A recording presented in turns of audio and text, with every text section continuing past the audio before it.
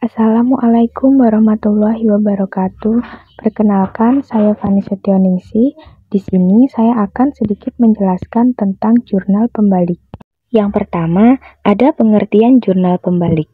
Jadi, jurnal pembalik adalah jurnal pada tahap laporan keuangan yang dipakai untuk membalik jurnal penyesuaian yang akan menyusun akun neraca. Jurnal ini juga biasa disebut sebagai reverse entry, biasa dibuat di awal periode akuntansi selanjutnya. Lalu yang kedua ada fungsi jurnal pembalik. Yang pertama, meminimalisir tingkat kekeliruan maupun kesalahan yang biasa saja terjadi dalam proses penyusunan laporan keuangan. Lalu, agar proses pencatatan akuntansi di awal periode akuntansi mendatang lebih mudah, khususnya yang berkaitan dengan ayat jurnal penyesuaian. Lalu yang ketiga ada proses penyusunan jurnal untuk periode akuntansi ke depan lebih sederhana. Fungsi ini diperoleh khususnya jika ayat jurnal yang dibuat perusahaan berjumlah banyak. Lalu yang selanjutnya ada cara membuat jurnal pembalik.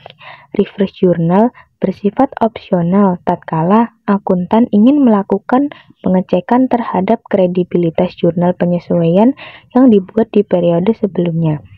Penyusunan jurnal pembalik akan dilakukan saat awal periode akuntansi sebelum masuk ke proses akuntansi yang baru. Berikut adalah cara membuatnya. Yang pertama, ada nama akun beban dibayar di muka. Jurnal pembalik pada beban dibayar di muka berfungsi untuk melakukan bagaimana data beban yang sesungguhnya di periode akuntansi yang akan datang. Beban dibayar di muka ini sebelum telah ditutup di akhir periode akuntansi sebelumnya.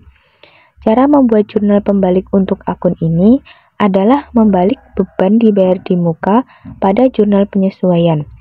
Pada jurnal penyesuaian, beban dibayar di muka berada di kolom kredit. Maka, pada reverse journal dibalik di kolom debit.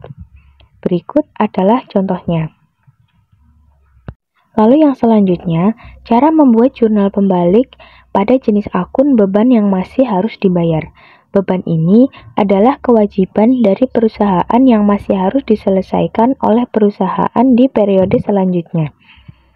Untuk jenis akun satu ini, maka posisi beban yang harus dibayar di bagian debit pada jurnal penyesuaian dibalik menjadi kredit pada jurnal pembalik. Sementara utang perusahaan yang ada pada jurnal penyesuaian merupakan akun kredit menjadi debit pada reverse journal. Berikut adalah contohnya.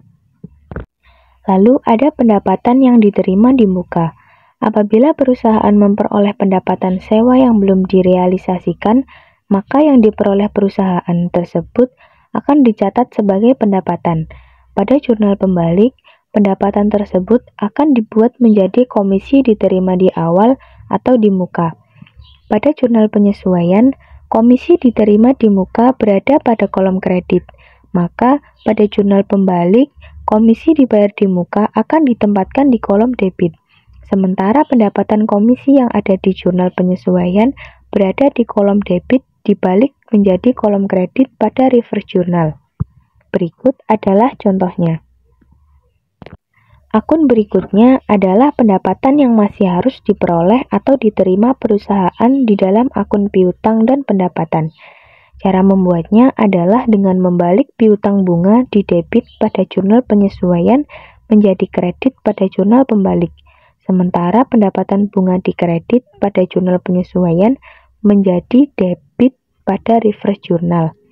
Berikut adalah contohnya. Sekian materi yang dapat saya sampaikan, kurang lebihnya saya mohon maaf. Wassalamualaikum warahmatullahi wabarakatuh.